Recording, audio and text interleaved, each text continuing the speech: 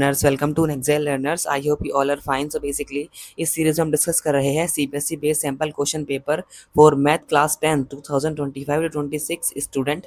और आज हम डिस्कस करने वाले हैं question number 27 from section C.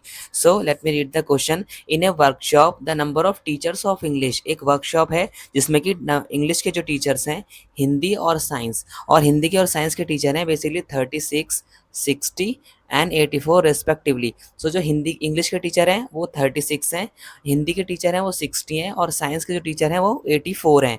Find the minimum number of room required. हमको minimum number of room required हमको फाइंड करने हैं if in each room the same number of teachers are to be seated and all of them being of the same subject. हमको एक room में same number of teacher को sit यानी कि उनको बैठाना है, और वो सारे टीचर भी सेम सब्जेक्ट के होने चाहिए। मीन्स सेम, अगर हिंदी के हैं तो सब हिंदी के होने चाहिए, और अगर इंग्लिश के हैं तो इंग्लिश के, और अगर साइंस के हैं तो वो साइंस के होने चाहिए। नाउ लेट्स से कि हम इस क्वेश्चन को किस तरह से सॉल्व करेंगे। So minimum number of room, हमको मिनिमम नंबर ऑफ रूम कब मिलेंगे। Let me write the formula here so that यहीं से क्वेश्चन समझ में आए। Minimum number of rooms, so this will be equal to total teacher. तो हमको टोटल टीचर फाइंड करने पड़ेंगे कि टोटल कितने टीचर्स हैं हमारे पास। टोटल टीचर्स अपॉन हमको मिनिमम रूम कब रिक्वायर्ड होंगे, अगर हम मैक्सिमम नंबर ऑफ टीचर को एक रूम में सिट कराएं, यानी कि एक रूम में बैठाएं। सो मेरे को निकालना होगा maximum number of teacher in one room. So इस फॉर्मूले का यूज करके हम इस क्वेश्चन को सॉल्व करेंगे।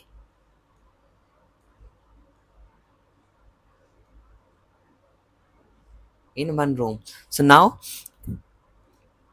अगर मेरे को मैक्सिमम नंबर ऑफ टीचर निकालने हैं, सो मेरे को क्या करना होगा, हमको एचसीएफ निकालना होता है। So this question is related to HCF. So हमको एचसीएफ निकालना होगा 36, 60 एंड 84 का।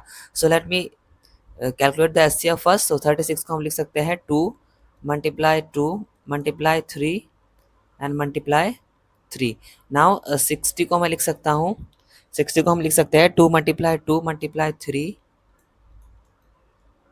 मल्टीप्लाई 5 एंड सेम एज 84 को मैं लिख सकता हूँ 2 multiply 3 multiply 7। and now if I try to find the HCF of all these three numbers, so मेरे को HCF कितना मिलेगा, जो हम वो पेयर लेंगे वो कॉमन फैक्टर जो तीनों में कॉमन है। सो यहाँ पर 2, फिर ये वाला 2 और फिर ये वाला 3। So let's take all these 3 one by one. So if I multiply the 2 to the 4 and 4 3 जा 12। सो बेसिकली जो मेरे को एचसीएफ होगा वो 12 मिल गया। मीन्स मेरे को एक रूम में मैक्सिमम 12 टीचर्स को बिठाना पड़ेगा। सो if I calculate the minimum number of room required, so total teacher कितने हो जाएंगे 36, जो कि इंग्लिश के लिए हैं, हिंदी के हैं 60 और साइंस के हैं 84, और upon maximum number of teacher in one room, जो कि मेरा आएगा एचसीएफ से। तो यहाँ पे मैं इसको 12 से डिवाइड कर दूंगा। Now if I add this, so I'll get my answer as 180 upon 12, and if I divide 180 by 12, so I'll get my answer as 15। so मेरे को टोटल 15 रूम्स रिक्वायर्ड होंगे।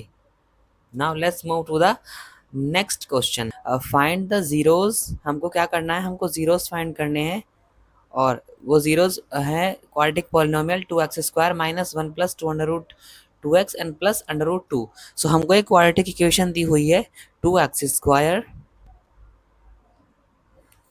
Minus 1 plus 2 under root 2x and plus under root 2। हमको इसको zeros find करने हैं। So let's find the zeros quickly of this equation. तो हम क्या करेंगे, सबसे पहले हम x में इसकी मल्टीप्लाई करेंगे अंदर। सो ये हो जाएगा 2x² माइनस x की मल्टीप्लाई सबसे पहले 1 में करेंगे, सो ये हो जाएगा x।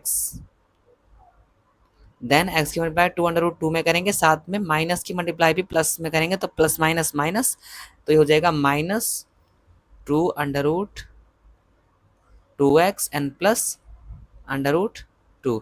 Now let's take x as common, क्योंकि दोनों टर्म्स में x है तो हम यहाँ से x कॉमन लेंगे, और अगर मैं x कॉमन लूँगा तो यहाँ पे बचेगा 2x माइनस वन माइनस इसमें अंडर रूट टू दोनों टर्म्स में कॉमन है, तो हम यहाँ से अंडर रूट टू कॉमन लेंगे, सो हो जाएगा अंडर रूट टू, तो यहाँ बचेगा 2x and then minus one, और 2x minus one 2x minus one, now take this term as common, so हो जाएगा 2x माइनस वन, सो ये हो जाएगा x minus under root two. Now for roots हम इसको जीरो के इक्वल रखेंगे, so 2x minus one is equal to zero, तो यहाँ से x इज इक्वल टू आ जाएगा 1/2, और x minus under root two is equal to zero, so यहाँ से x इज इक्वल टू आ जाएगा प्लस के under root two. Now these are two zeros जो हमने फाइंड किए हैं।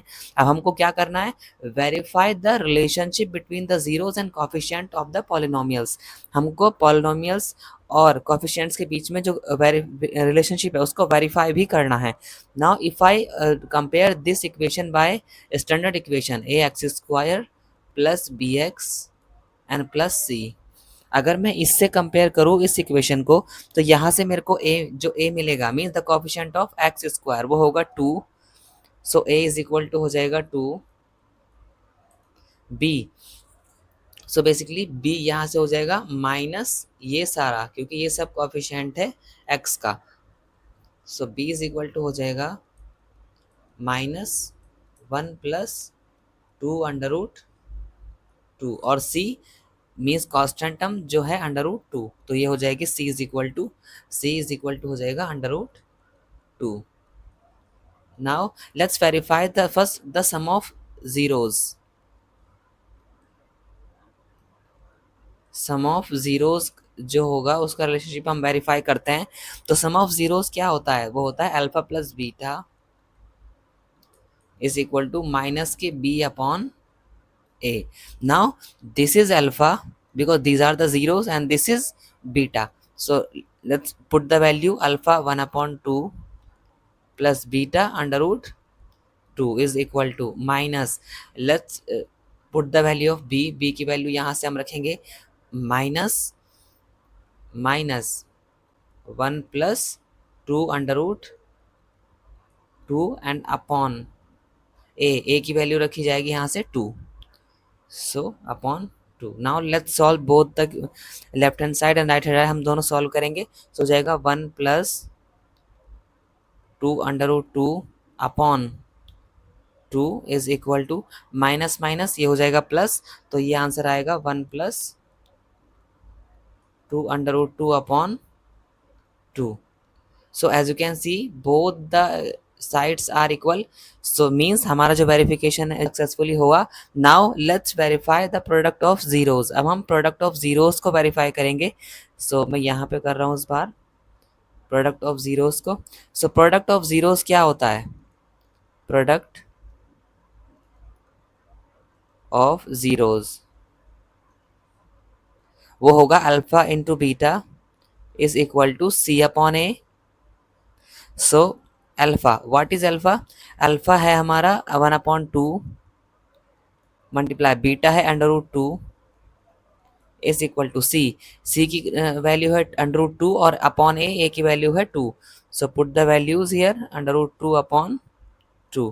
Now solve these both these sides, अगर मैं इनको सॉल्व करूंगा तो मेरे को आंसर मिलेगा under root two upon 2 is equal to, यहाँ से already under root two upon 2 ही है, सो मैं इसको लिख सकता हूँ अंडर रूट टू अपॉन 2।